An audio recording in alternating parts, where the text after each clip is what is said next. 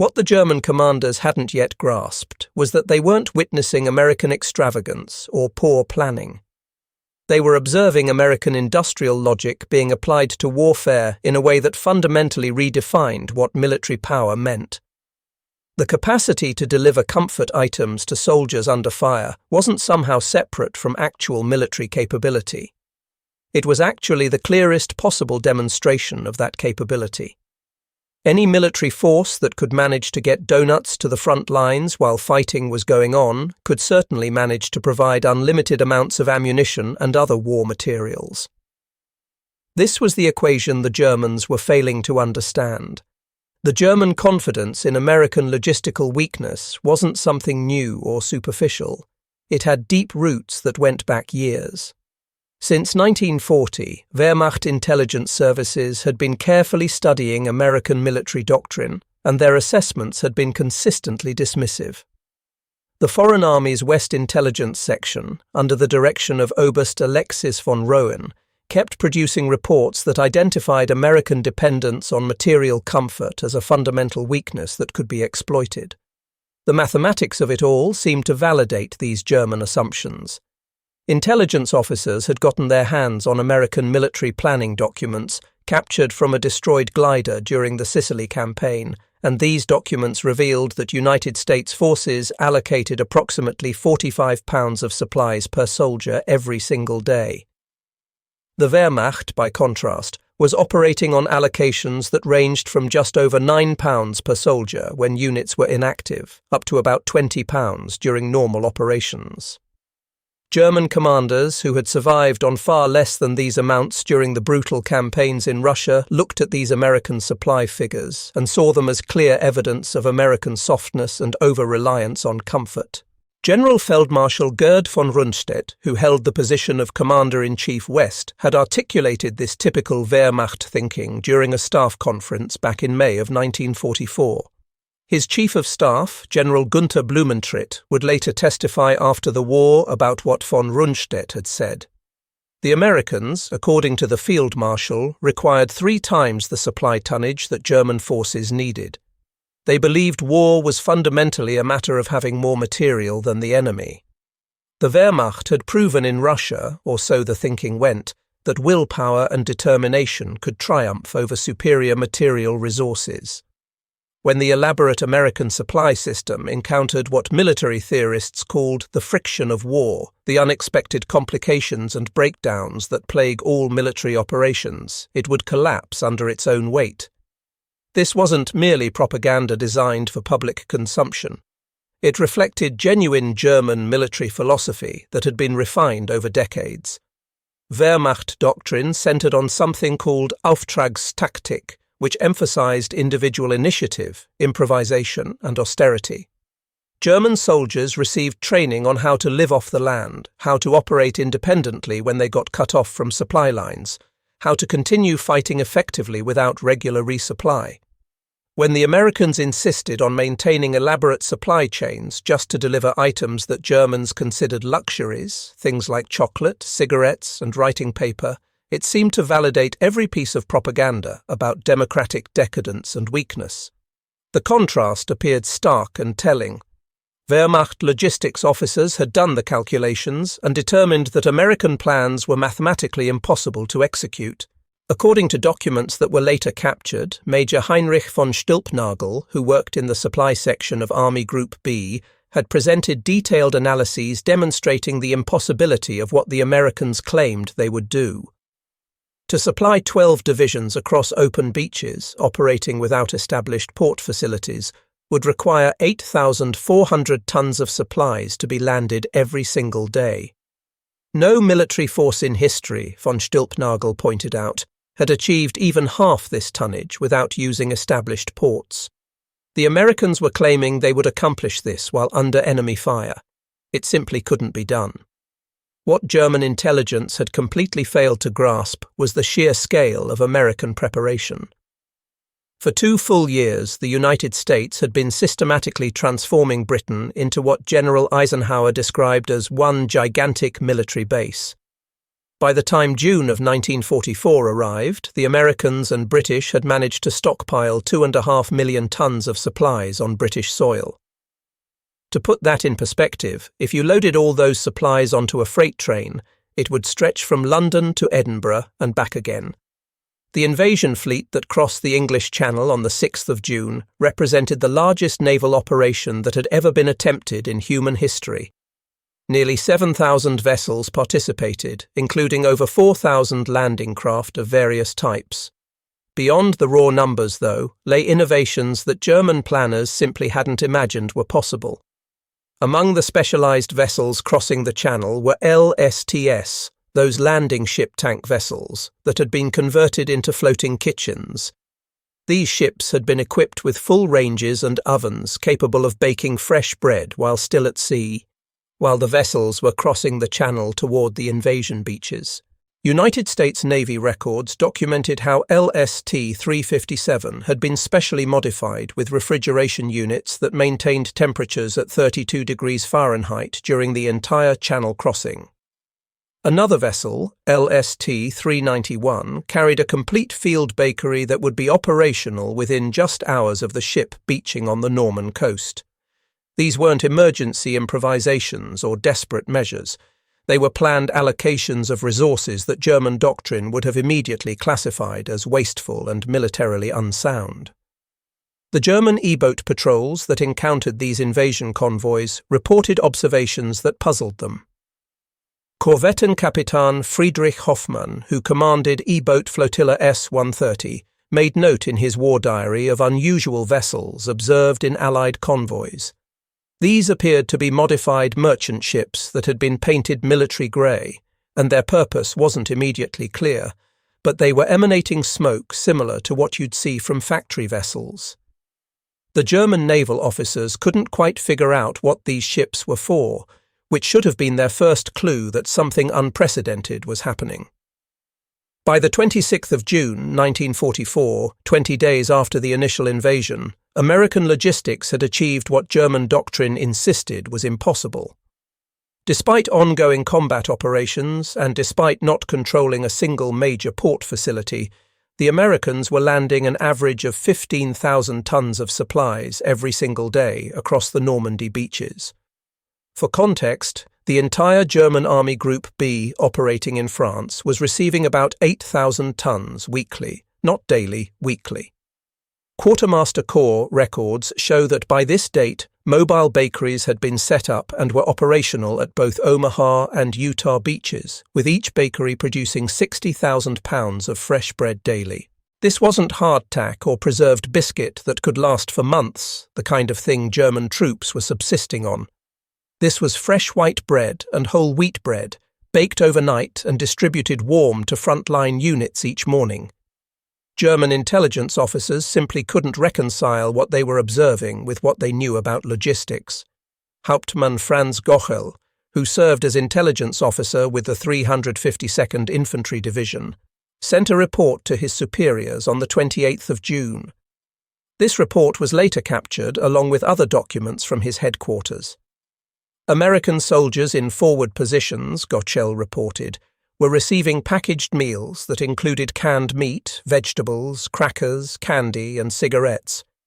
Each individual meal contained more variety than German troops had seen in months of fighting. The Americans were discarding half-eaten rations, throwing them away, that German soldiers would have considered feast items worth savouring. The speed at which the Americans established their supply system defied everything the Wehrmacht knew from its own experience. By the 30th of June, the Americans had landed 71,000 vehicles, 448,000 tons of supplies, and had established 97 separate supply dumps scattered across the beachhead. When Germany had invaded Norway back in 1940, an operation conducted against minimal opposition and using captured ports, it had taken 3 full weeks to achieve comparable tonnage levels. The Americans were doing it faster, under fire, without ports. German dismissal of American logistics capabilities extended to those artificial harbours that the Allies called mulberries. Wehrmacht intelligence had identified components being constructed in British ports through aerial reconnaissance flights, but the German naval assessment of these structures had been thoroughly dismissive. Admiral Friedrich Ruger, who served as Rommel's naval advisor, had briefed Army Group B on the 20th of May about the possibility of these artificial harbours. According to his post-war memoirs, Ruger had told them the concept was theoretically possible, but practically limited. Atlantic storms and the strong tides in the English Channel would restrict any temporary structure to minimal capacity. The German naval experts estimated maximum throughput of perhaps 1,000 tons daily under ideal conditions, and probably much less than that most of the time. By the 18th of June, the American Mulberry A at Omaha Beach had become operational. Initially, it handled 3,000 tons daily, 3 times what the Germans had estimated as the maximum possible. As operations expanded and procedures were refined, capacity ramped up to 7,000 tons daily, 7 times the German estimate. The harbour consisted of 600,000 tons of concrete formed into massive caissons, 180,000 tons of steel, and floating roadways that could accommodate 2,000 vehicles every day. The roadways rose and fell with the tides, maintaining continuous operations regardless of water level. German observers who watched this harbour materialise were stunned by what they were seeing. Oberst Hans von Luck, whose 21st Panzer Division operated near the British Mulberry B, later wrote about it in his memoirs. Through field glasses, von Luck and his officers watched as an entire harbour seemed to materialise from nothing. Ships were unloading directly onto floating roads that adjusted automatically with the tides. Trucks drove from ship to shore without stopping or slowing down. In the span of just 1 week, the Allies had created port facilities that exceeded the capacity of many established French harbours that had been operating for decades or even centuries. The psychological impact was immediate and profound. The Mulberries represented not just logistics capability in the abstract, but visible, undeniable engineering dominance. If the Americans could construct harbours out of nothing, what couldn't they accomplish? The 16th of July 1944 would later be identified by German commanders as a psychologically devastating watershed moment in military logistics history. That was the day the first Red Cross Club mobile arrived on French soil. The vehicle, which the crew had nicknamed Daniel Boone, landed at Utah Beach, and within hours it was serving fresh donuts and hot coffee to combat troops. German intelligence initially dismissed the reports about women serving refreshments near the front lines as obvious propaganda. Oberst Friedrich von Mellenthin, who served as intelligence officer with Panzer Group West, noted in his assessment on the 20th of July that reports of American women operating mobile canteens in combat zones were either false or indicated a level of American command incompetence that was endangering civilians. The reports, however, were completely accurate. Within a week of that first club mobile arriving, 12 of these vehicles were operating across Normandy. These specially modified GMC trucks came equipped with donut-making equipment, coffee urns, and serving windows. Each truck could produce 2,000 donuts and 500 gallons of coffee every day. The 3-woman crews operating these vehicles worked within range of German artillery fire, following combat units as they advanced across France. Letters from American soldiers that were captured by German intelligence operations revealed the psychological impact these clubmobiles were having. Private James Morrison of the 4th Infantry Division had written home to his mother on the 22nd of July. His letter was found on his body after he was killed in the battle for St. Lo. Morrison had told his mother she wouldn't believe what had happened the day before. He'd had fresh donuts and real coffee served by American girls, just like you'd get at the corner shop back home. The unit was maybe 5 miles from the front lines. The Germans had been shelling the road behind them while these girls joked around and served donuts like they were at a church social. For a soldier who'd been living in foxholes and eating combat rations, the psychological impact of this moment of normalcy was profound. By the 25th of August, 1944, as American forces liberated Paris, German logistics officers were confronting an equation they simply couldn't solve. General Patton's Third Army was advancing so rapidly that Wehrmacht doctrine insisted it absolutely had to halt for resupply. German experience from the Russian campaigns had proven, or so they thought, that mechanized forces couldn't possibly operate more than 200 miles from their supply bases without requiring an operational pause to build up supplies again. General der Panzertruppe Heinrich Eberbach sent an assessment to OKW, the Oberkommando der Wehrmacht, on the 24th of August. According to captured German archives, Eberbach pointed out that American spearheads were 400 miles from their invasion beaches. By every calculation the Germans could make, by every principle of logistics they understood, the Americans had to halt within 48 hours to allow supply accumulation. Their fuel consumption alone exceeded any possible delivery capacity. 24 hours later, German reconnaissance units reported something that seemed to defy the laws of physics. An endless stream of trucks was moving on designated one-way highways, operating around the clock without stopping. The Red Ball Express had begun operations, and it would completely shatter German understanding of what was logistically possible. The verified statistics of this operation defied German comprehension. Nearly 6,000 trucks, operated by 23,000 drivers, were delivering up to 12,342 tons of supplies every single day. The peak was achieved on the 29th of August. These trucks ran constantly on a 700-mile round-trip route, with drivers being changed out like relay racers and vehicles being serviced while they were still rolling. According to Transportation Corps records, 75% of the drivers were African American soldiers, organized into segregated trucking companies, but proving themselves absolutely essential to Allied victory. These units maintained an operational tempo that German logistics officers had calculated as physically impossible. The trucks were averaging 240 miles per day, with drivers operating on just 4 hours of sleep. German logistics doctrine, which had been refined through years of continental warfare and campaigns across Europe and Russia, had established clear mathematical limits for what military operations could achieve. Wehrmacht tables that were captured at various headquarters showed their calculations in detail. A mechanized division required 300 tons of supplies daily when engaged in combat, 100 tons when static and not fighting. Delivery capacity decreased by 30% for every 100 kilometers of distance from supply bases. Beyond 300 kilometers from your supply dumps, sustained offensive operations became mathematically impossible. The numbers simply didn't work. The Americans were shattering every single one of these assumptions. By September of 1944, they were delivering 20,000 tons daily to forces operating 500 miles from the beaches. A single American armored division was consuming 750 tons daily and receiving it without fail.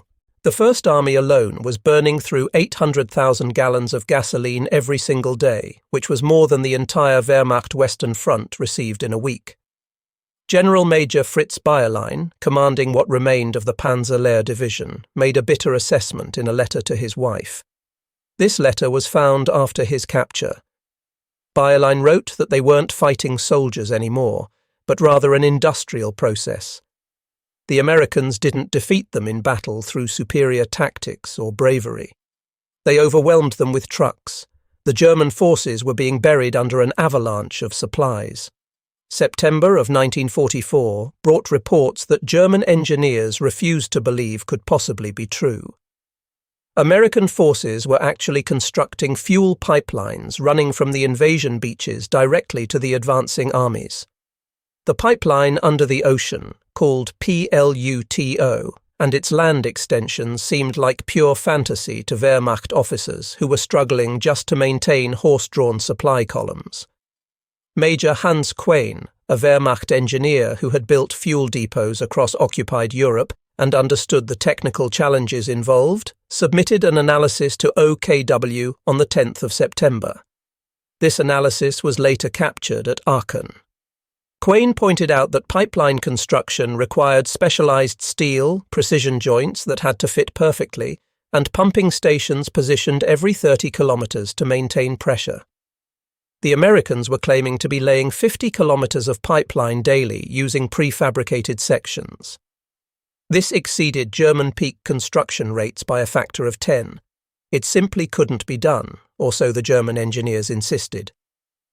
The first Pluto line became operational on the 22nd of September, initially delivering 56,000 gallons daily to Cherbourg.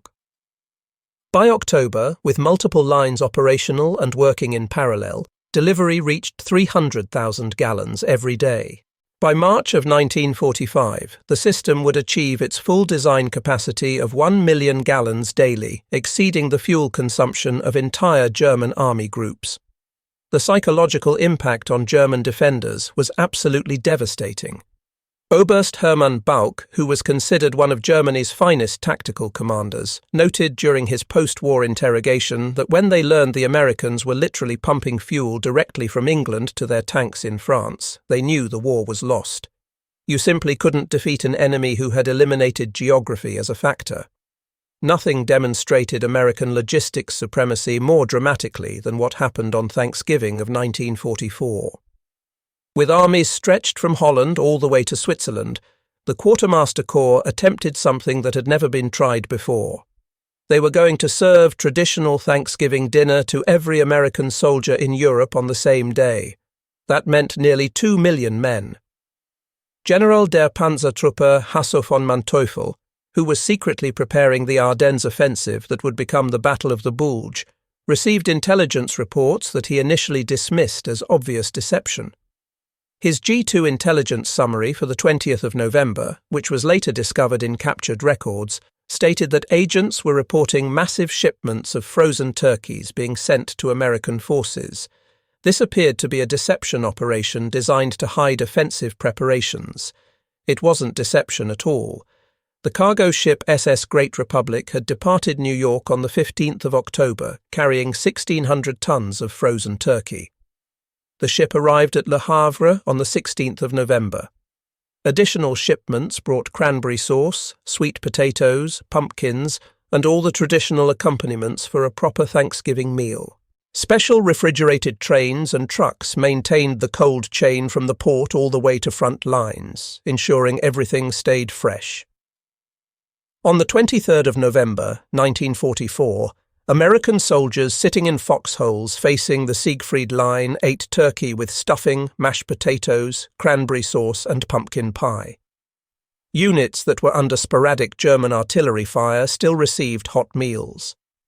The 30th Infantry Division, holding defensive positions near Aachen, received complete Thanksgiving dinners despite German shelling. The psychological warfare aspect of this was completely unintentional, but absolutely devastating. Captured American soldiers who were interrogated after Thanksgiving consistently mentioned the meal in conversation, inadvertently revealing American supply capabilities to increasingly demoralized German interrogators. The winter of 1944 to 45 turned out to be the coldest in 50 years. German commanders, remembering how the Wehrmacht had nearly collapsed during Russian winters when soldiers lacked proper cold weather equipment, expected American forces to suffer similarly. The Ardennes offensive was partly predicated on the assumption that Americans wouldn't be able to rapidly supply winter equipment to exposed forces caught in a surprise attack. Instead, the Americans launched emergency supply operations that delivered 2 million sets of winter clothing in just 3 weeks. The shipment included innovations that were completely unknown to German forces. There were layered clothing systems designed on scientific principles, shoe packs with removable felt liners, sleeping bags rated to function at -30 degrees Fahrenheit, and portable squad stoves. General der Infanterie Baptist Nies, commanding the 85th Corps, reported to Army Group B in December of 1944. His report was found in captured records. American troops in Bastogne were receiving airdropped supplies despite being completely encircled. The containers included medical supplies, ammunition, winter clothing, and mail. Meanwhile, German troops being supplied from their own depots lacked basic winter equipment. The Bastogne airlift demonstrated American logistics flexibility in dramatic fashion. C-47 transport aircraft dropped 1,446 tons of supplies in just 8 days to the surrounded 101st Airborne Division. Color-coded parachutes identified the contents so troops on the ground could quickly locate what they needed. Red parachutes meant ammunition, blue indicated medical supplies, yellow was food, white was winter clothing. The precision and volume of this air supply operation exceeded the total German airborne resupply capability for the entire Western Front. March of 1945 brought the Rhine crossings, Germany's last major natural barrier. Wehrmacht doctrine, based on their own 1940 operations when they'd crossed various rivers during the conquest of France, indicated that major river crossings required extensive preparation. German estimates suggested the Americans would need at least 3 weeks to accumulate the necessary bridging equipment and supplies. General Oberst Johannes Blaskowitz informed OKW on the 1st of March that the Rhine barrier would provide valuable time to reorganize defensive positions and prepare for the next phase of fighting. 7 days later, the 9th Armoured Division captured the Ludendorff Bridge at Remagen intact before German engineers could destroy it. Within 24 hours, American engineers had reinforced the damaged structure and were running 1,000 vehicles per hour across it. But Remagen turned out to be just the beginning. American engineers constructed 62 bridges across the Rhine in 10 days. That's a bridge every 4 hours. The longest, an 1,100-foot floating treadway bridge at Oppenheim, became operational in just 10 hours. These weren't temporary expedients that could only handle light traffic. They were properly engineered crossings capable of handling 70-ton tank transporters. Major Klaus Weber, a German engineer officer observing at Mainz, later testified about what he'd witnessed. The Americans threw bridges across the Rhine like they were laying ladders across a stream. Each bridge had its own traffic control system, maintenance crew, and anti-aircraft defense. They built redundancy into everything. If German forces managed to destroy one bridge, 2 others were already handling its traffic before the destroyed span even sank. By the 8th of May, 1945, VE Day, American logistics achievements defied every precedent in military history. The Transportation Corps and Quartermaster Corps had delivered to combat forces in Europe some truly staggering amounts of material. Verified shipments across the Atlantic totaled 46.7 million measurement tons of supplies. There were 1.37 million vehicles delivered to all theatres, not just Europe. 21 million jerry cans were produced and shipped, not the 140 million sometimes claimed in popular accounts. 2.4 billion individual rations were delivered. 800 million packs of cigarettes. 500 million candy bars. 11 billion rounds of ammunition. By March of 1945, monthly consumption rates had reached 1.2 million tons of supplies, 50 million gallons of gasoline, and 8,000 tons of ammunition daily during major offensives. These numbers represented far more than just statistics. They represented a fundamental revolution in how warfare was conducted. The Wehrmacht, which had always prided itself on operational excellence and tactical brilliance, discovered that tactical genius meant absolutely nothing when confronted with unlimited industrial capacity that was being efficiently delivered to the point of need. Post-war interrogations of German commanders revealed unanimous recognition of American logistics supremacy. These assessments, compiled by the United States Army Historical Division, provide the most credible evidence of how German military leaders actually reacted to what they'd witnessed. General Feldmarschall Albert Kesselring, one of Germany's most capable commanders who'd fought in both the Mediterranean and Western theatres, testified at his 1947 interrogation. American supply achievements, Kesselring stated, exceeded German calculations by factors of 5 to 10.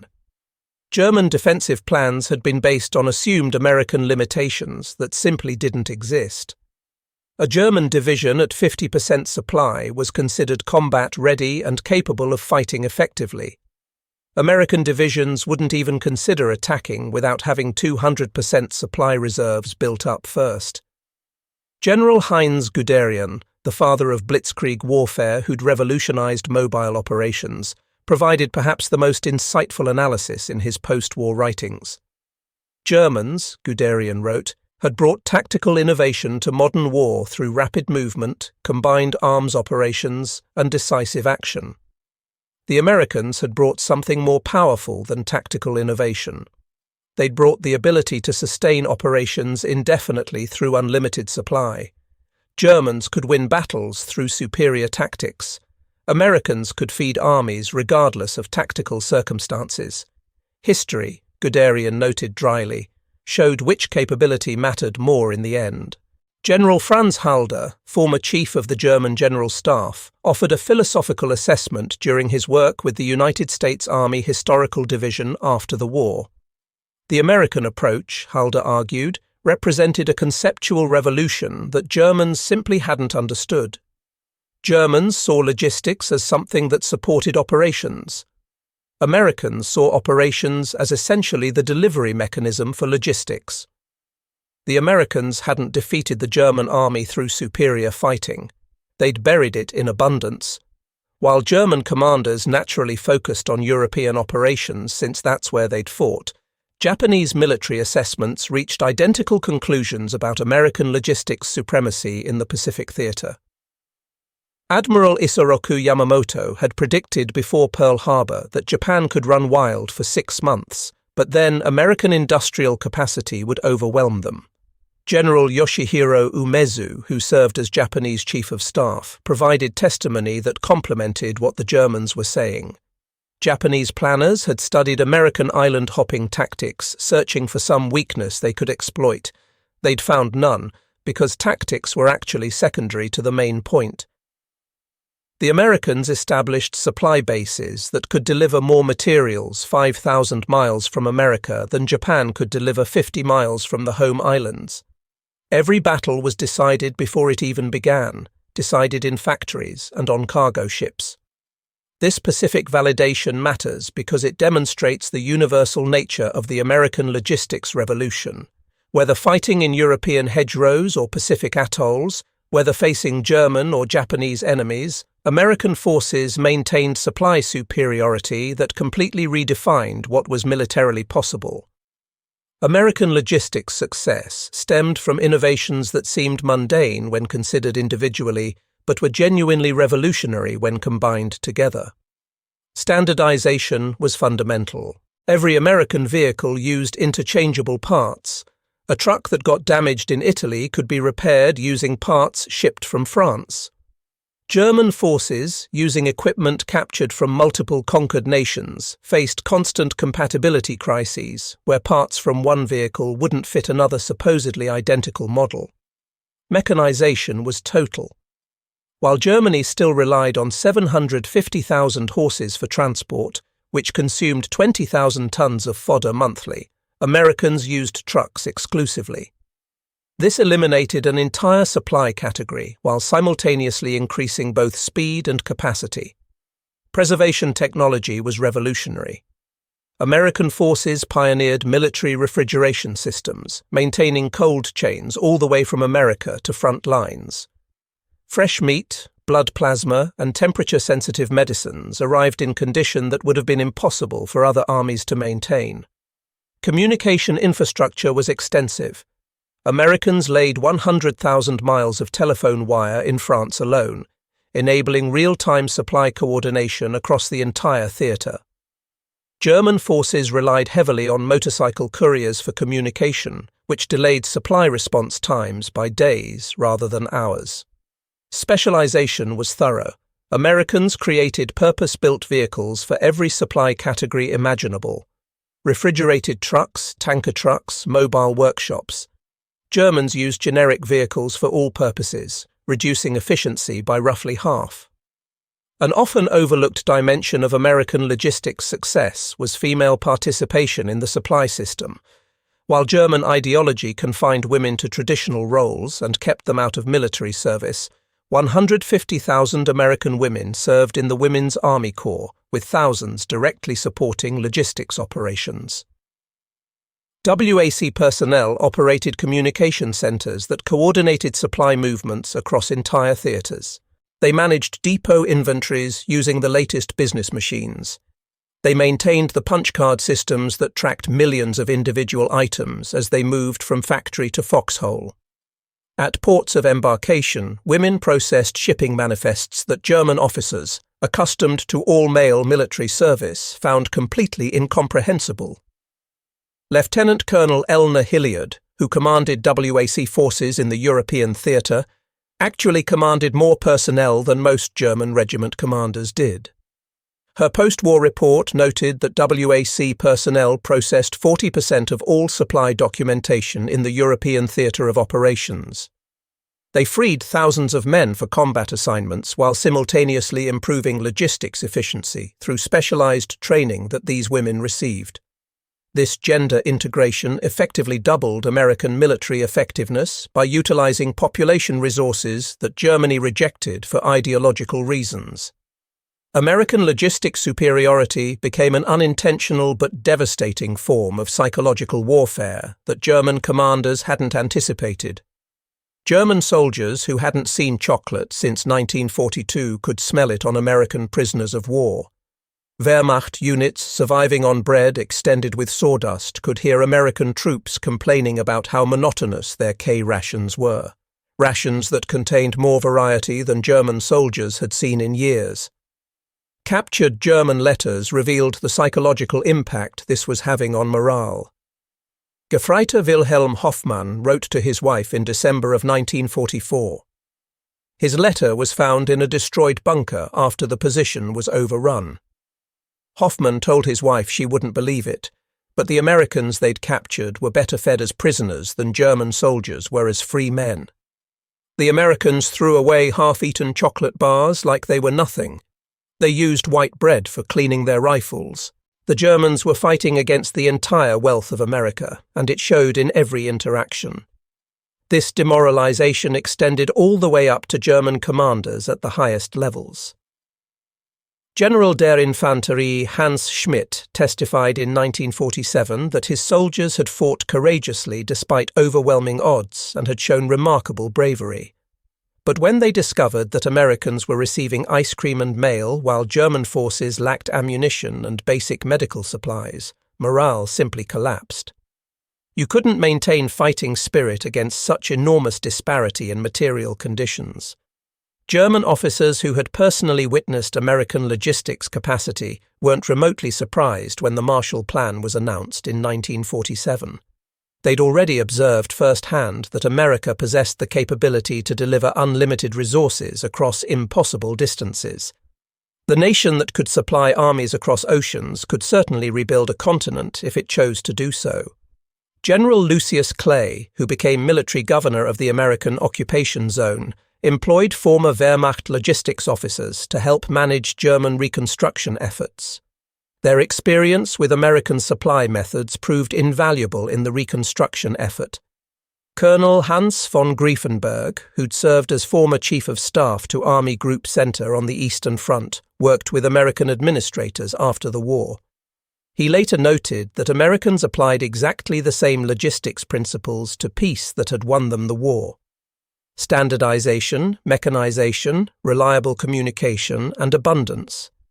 The Marshall Plan, von Griefenberg observed, was essentially military logistics redirected toward civilian reconstruction instead of destruction. When North Korea invaded South Korea in June of 1950, American forces initially struggled tactically against the surprise attack. But within weeks, American logistics dominance reasserted itself in familiar patterns. Former Wehrmacht officers who were now serving as NATO advisors observed the repetition of patterns they'd witnessed from 1944 to 45. General Adolf Heusinger, who'd served as Wehrmacht operations chief and who became chairman of the NATO Military Committee, noted that in Korea the Americans were again demonstrating that modern war was fundamentally won by supply superiority. They'd delivered more tonnage to Pusan in 3 months than Germany had delivered to Stalingrad in 2 years of fighting. Communist forces might win individual battles through tactical skill, but they simply couldn't match American logistics capabilities over the long term.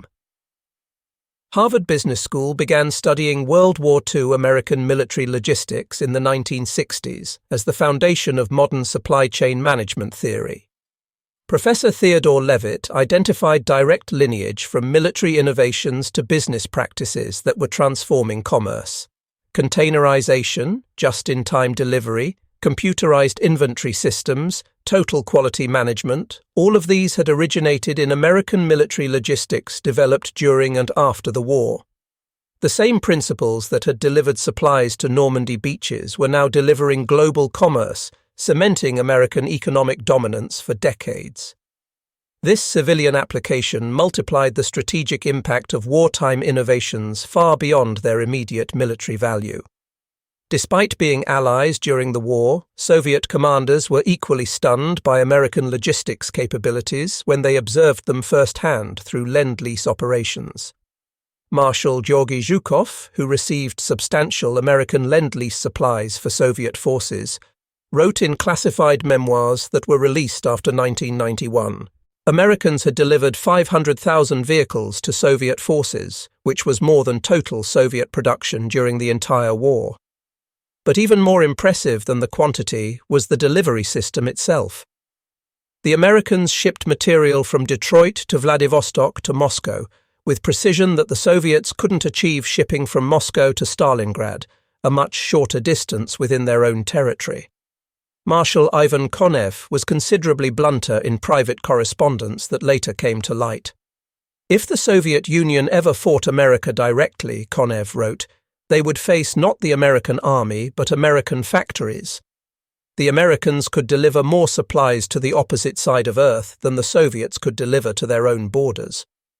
This wasn't military superiority in any traditional sense. It was industrial transcendence.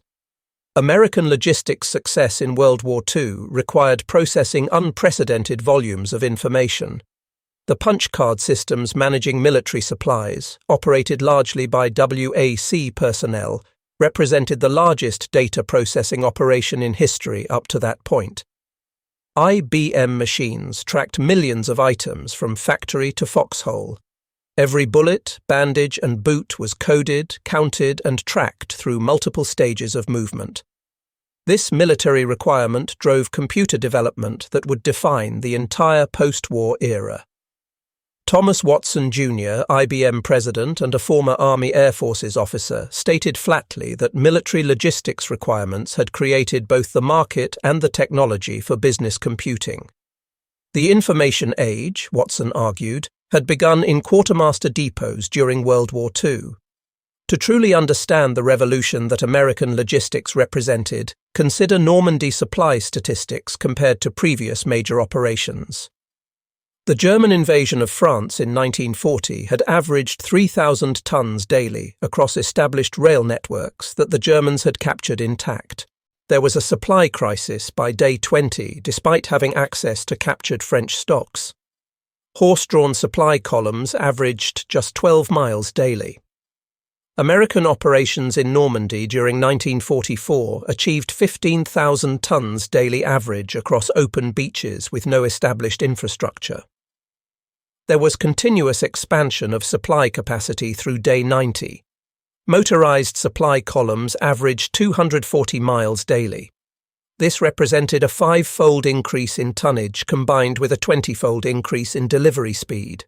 Together, these factors created an operational tempo that Germany simply couldn't match regardless of tactical skill. Field Marshal Bernard Montgomery, who was often critical of American tactical methods and preferred British approaches, delivered what might be considered the definitive assessment in his memoirs. American logistics, Montgomery wrote, was a war-winning weapon that proved more decisive than any secret weapon Germany had developed. Americans could execute any strategy because they could supply any operation. British forces had to design strategies around logistics limitations.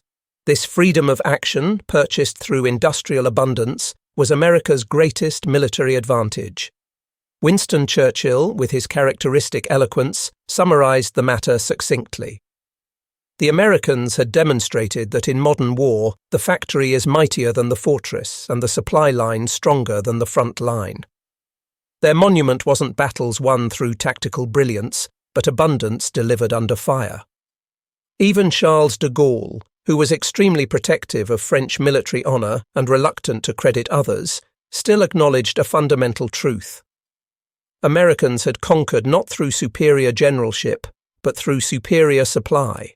This was perhaps even more impressive than winning through tactics, de Gaulle suggested, because anyone could learn tactical principles, but who could possibly replicate such enormous industrial capacity? The American logistics revolution permanently transformed warfare in ways that persist to this day. Every military force since has faced the same fundamental challenge: either match American supply capabilities or accept strategic inferiority as an inherent condition.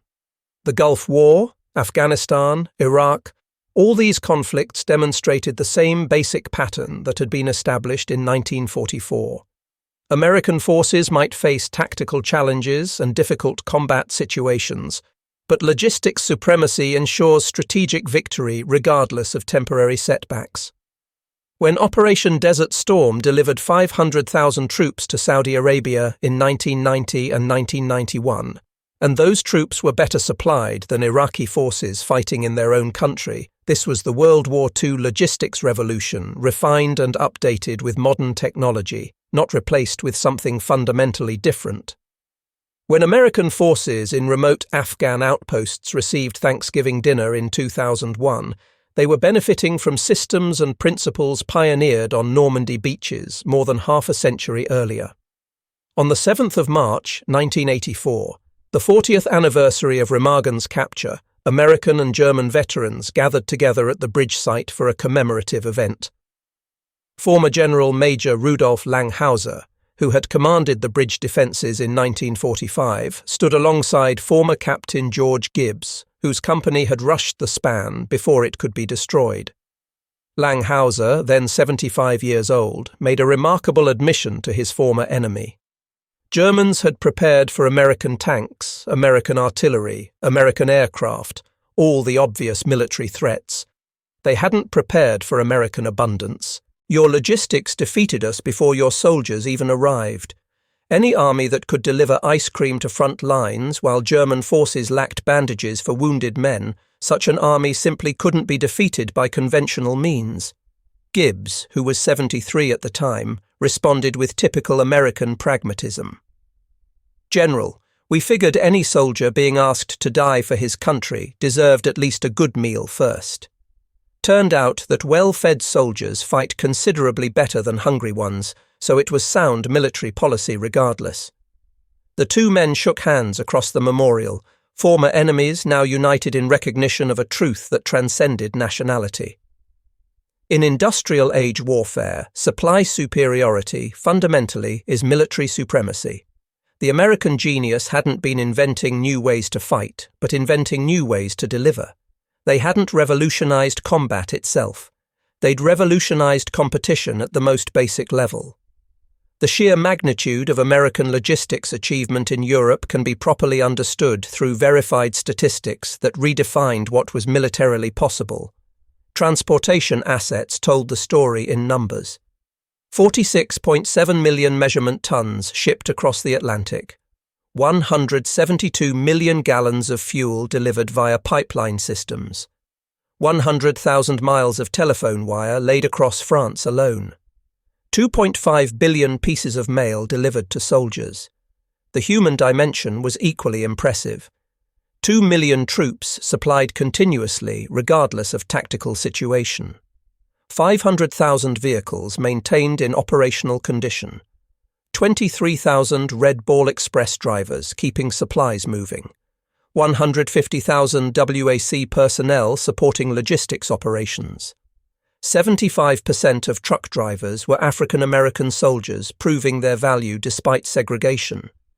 These numbers represent far more than mere statistics on a page. They represent the complete industrialization of warfare itself. Where German commanders looked at military operations and saw them as being supported by logistics as a secondary consideration, Americans looked at logistics operations and saw them being executed through military means. This conceptual revolution proved more decisive in determining the war's outcome than any tactical innovation anyone developed. German commanders who had scoffed at American supply requirements back in 1944 lived to see those same supply chains rebuild their shattered nation through the Marshall Plan after the war ended. The logistics system that had delivered destruction with such unprecedented efficiency proved itself equally capable of delivering reconstruction with unprecedented generosity. Their initial dismissal had transformed into awe, then respect, and finally adoption of American methods. The German military tradition that had produced Clausewitz and Moltke, Schlieffen and Guderian, men whose names were synonymous with military excellence, ultimately produced its greatest insight through the experience of defeat. In the age of industrial warfare, the supply line doesn't merely support the battle, the supply line is the battle. The Wehrmacht had entered World War II believing that logistics supported operations as a subordinate function. They discovered, catastrophically and at tremendous cost, that operations actually just delivered logistics to where it was needed. The Americans hadn't won through superior fighting ability or better tactics. They'd won through superior feeding of their forces. They hadn't conquered through brilliant strategy. They'd conquered through trucks and supply ships. They hadn't triumphed through tactical genius. They'd triumphed through supply abundance that no enemy could match. As General Franz Halder concluded in his final assessment of what had happened, Germans had asked themselves, how can we win this particular battle? Americans had asked themselves, how can we supply this entire army? Germans focused on the immediate operation. Americans focused on the underlying process. History recorded for all time who had chosen the correct approach. The German commanders who had scoffed at and dismissed American supply chains back in 1943 had become their most eloquent witnesses by 1945. They had learned, through devastating personal experience and national catastrophe, a fundamental truth about modern warfare. In the industrial age, logistics capability doesn't merely support military power as one factor among many. It is military power in its most essential form. Everything else, as they would say, with the bitter wisdom that comes from defeat, is just supply moving from one place to another.